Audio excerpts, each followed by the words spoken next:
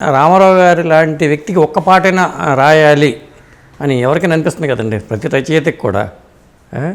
చాలా చక్కని ప్రశ్న వేశారండి.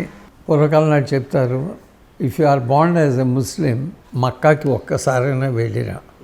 నువ్వు హిందూగా పుట్టినట్లయితే కాశీని ఒక్కసారైనా వెళ్ళి చూడు.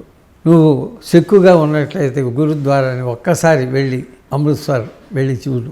ఇట్లా మనకు కొన్ని రూల్స్ రెగ్యులేషన్స్ ఉన్నాయి. అట్లాగే ప్రతి రచయితకి ఒక కోరిక ఉంటుందండి.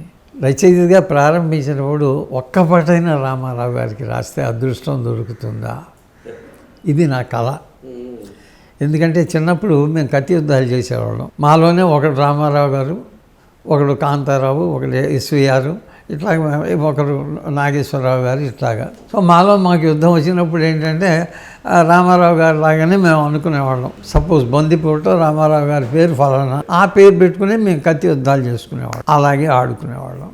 రామారావు గారి పాట రాయగలనా న్యాయంగా అయితే నా అదృష్టం ఏంటంటే నేను వారికి పాటలు రాయలేదు, కానీ నా పాట అసెంబ్లీ దాకా వెళ్ళింది.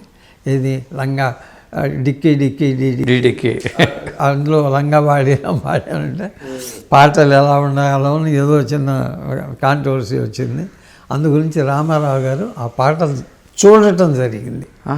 చూసినప్పుడు గుడ్ లక్ థియేటర్స్ కాసేపు ఫ్యూ మినిట్స్ అది చూసిన తర్వాత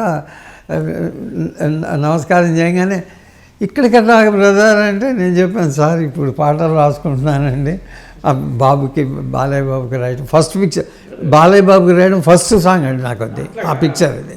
అప్పటి వరకు ఆయనకి రాయలే, బాలయ్య గారికి రాసింది ఫస్ట్. చాలా బాగున్నాయి, బ్రహ్మాండంగా ఉన్నాయి, ఆల్ ద బెస్ట్ అన్నారు. నిజంగా ఆ తర్వాత నేను వెనక్కి తిరిగి, సో దట్ ఆల్సో వారి ఆశీస్సులు అక్కడ ఉన్నాయి. ఓకే, అది అయిపోయింది. అది 4వ సారి వారిని చూడటం. కానీ